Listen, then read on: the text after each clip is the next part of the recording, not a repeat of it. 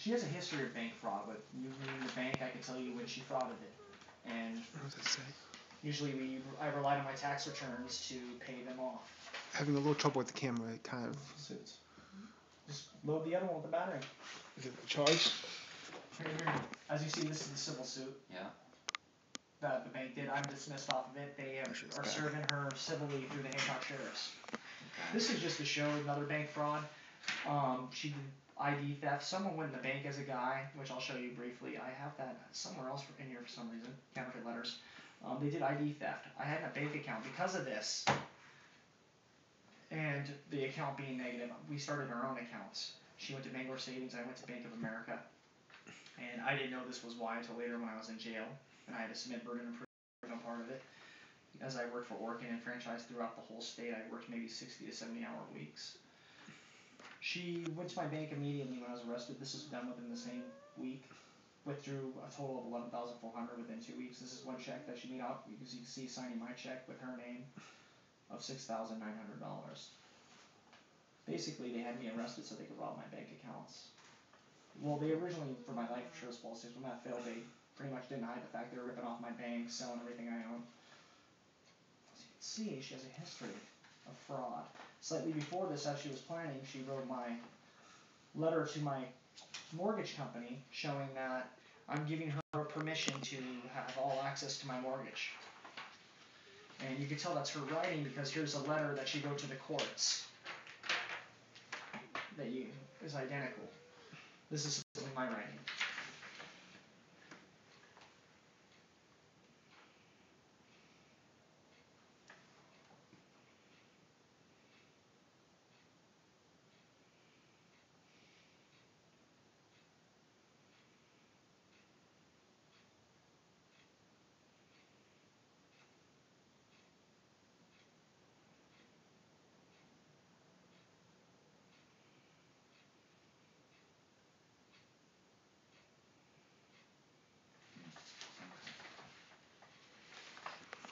Then we got the house vandalism. Originally, of course, I've been working on the house, so it's not in its original state. But, however, originally when this happened, and the bank could validate this because the insurance company, their information's here, and the guy who did the adjustment, these are the original photographs on CD of the house from him. Okay. Insurance photo, and that's a copy. You said I can keep that. This is all your information. Okay. I have more to give you. Like I said, I originally didn't take this seriously. Afterwards, I still honestly don't. I understand. But, because it's Maine, and after seeing what I've seen, and talking to attorneys, the same stories that I'm giving you are coming out of Farmington, Maine right now. This is the original insurance estimate. I've actually been several more since then. The damages actually far exceed that. You could contact them and get the actual reports if you'd like to. Okay. I will sign any releases you need. Okay. And this is the Bucksport police story of how the vandalism happened. Yeah. It's supposedly civil. I had to pay for this from them. Yeah. Actually, your mom did show me this report. Yep. So, and as you can see, it's a bunch of baloney.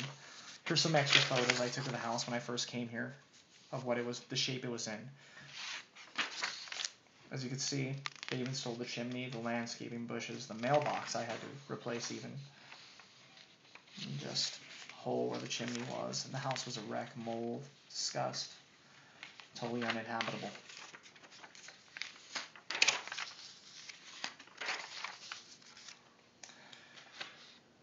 Now we get to the shotgun.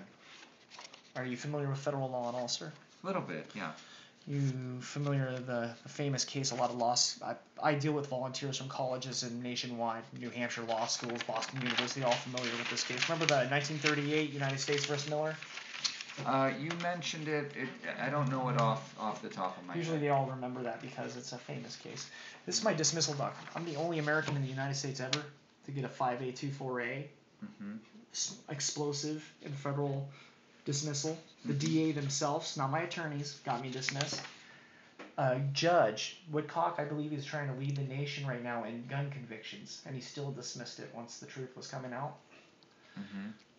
After they invested up close to probably $1 million in the investigation, and the reason being is they knew I did not do that. They basically, the police came here, took a shotgun out of my house, and sawed it off. They didn't photograph it in its natural state. They seized it with illegal search and seizure. This was their big flop and mess up. right here, was doing this crime. And this is where their downfall came. But, like I said, I'm the only one in America. 1938, United States versus Miller. The Millers came close trying to get their sawed-off shotgun under the Second Amendment. They won in the federal district court, and they lost in the superior court. No one has ever gotten that dismissed. I am the only one. This is the T.D. Bake North dismissal form. And if you'll notice the judge's name, who signed it, is Judge Sear. But that would seem to go against what you're saying, is that if he's on Matt Sear's side trying to get he didn't have a choice. The bank dismissed it. Okay. Okay. He just had to put his signature. Okay. Oh. This is some of the Matthew Sear articles. I can't get them all. They're very hard to get. You'd have to literally go to the library. I was told in Ellsworth to get them. This is the one where he lit his own truck on fire at the police station to get rid of the evidence. Once he did this a month after I wrote the county commissioners, the senator, the governor, the attorney general, the judges. And when you go to the police station, notice their great surveillance system. They have an awesome, probably a couple $100,000 surveillance system that you can see right from the lobby. And yet his truck was lit on fire right in the parking lot. Brent McSwain, the supervisor of the ATF, I'll quote him when he says, knowing Matthew Sear, he lit his own truck on fire to fraud his insurance.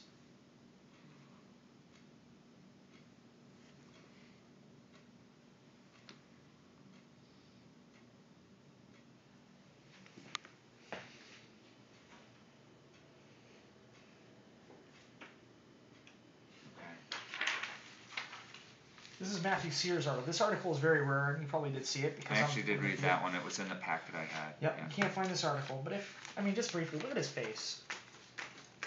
He's not remorseful. He's not sad. He's very mad that he got caught, and we know that, and that shows his character, I think, right there.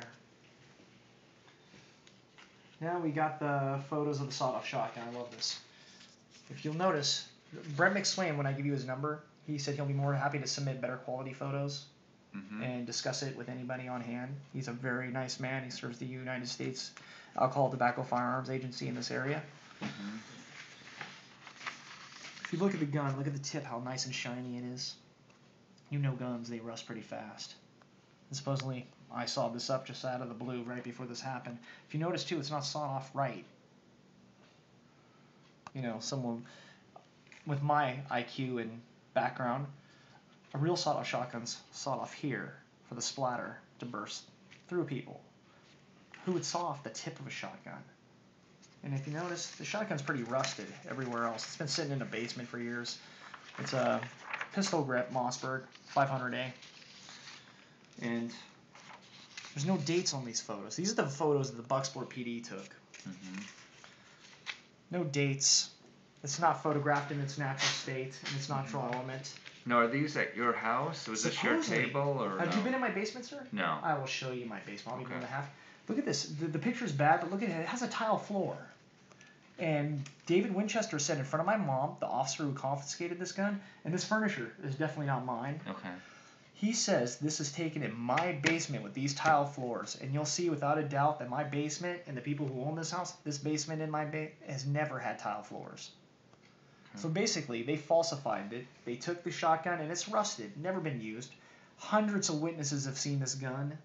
It never had a sawed-off tip. There was a pipe cutter found. Well, one of the few remnants of my house was a pipe cutter in the bushes. They cut this off and framed me for this federal crime. And did a very poor job doing it. Because, like I said, when you meet them, you'll see they're not the brightest people. They're just corrupt individuals. But you got your illegal search and seizure. You got the evidence not photographed in its natural state for a federal crime. You got them committing a 5824A. You got them trying to... Wait a minute. What's a 5824A? Because that's not... the U.S. code doesn't work that way. It should be title something, section something. 5824A is the charge. It is... I believe it's an explosive sawed-off shotgun. It follows the sawed-off shotgun charge. Okay, so it's probably in Title 18, Section 5824A. Yes. Okay. And they committed that. Then they tried framing me for it. And then, like I said, they did a poor job. The only American ever get off. I mean, that's sad.